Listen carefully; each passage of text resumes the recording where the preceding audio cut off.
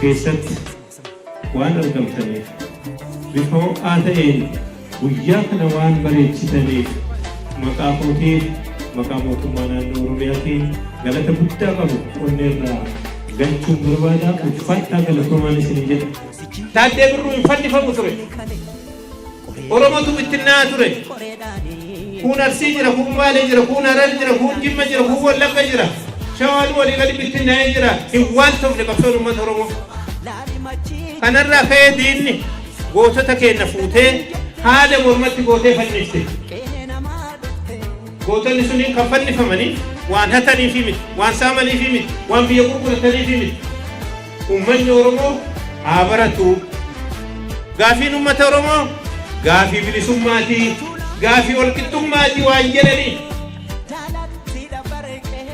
Kan akka koloneel Maammoo Mazammir fa'aa kan fannifamanii. Kanaaf jara kanarraa kana barachaa warra amma jiru moo jajjabeeffachaa. Amboon fakkeenya qabsaa'ota gurguddoo Niiwoorkiitti fakkeessuun akka fudhatamu godhame. Kaleessa Niiwoorki Amboo goona jedhee barii jijjiirama irraa kaasee guddinaaf jijjiirama Ambootiif aarsaaf wareegama hunda kaffalaa ture. Ganaa keenya guddichi Looreeta Nagaa Addunyaa Dr. Abiy Ahmedii fi Pireezidaantii mootummaa naannoo Oromiyaa Obbo Shimallis Abdiisaa isin fuulduratti galateeffachuu barbaadu.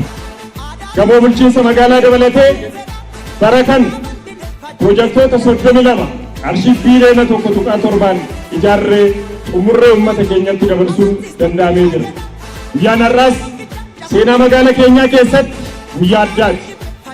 Lafarratti qorattii fi gufuun baay'atus akka isaan darbachaa turan walitti guurree gamoo guddicha kana asitti ijaarree kana fesoo qabaatan yaa darbatanii borus gamoo biraa ijaarrachuudhaaf bulchiinsi magaalaa keessanii qophaa'ee jira.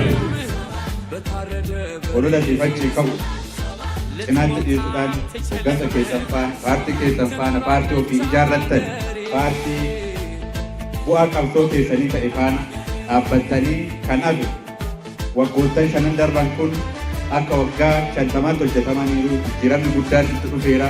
Kanaa olitti immoo jijjiirama kana caala bal'aa arguun Amboo dhugaatti yoo arguun waan eegaltan cinaa akka dhaabbatan waan deeggartanii asiin geessan ijaarrattan caalatti akka cimsitan isiniin jechuun barbaada. Har'a naasadhaa fi miti nagaan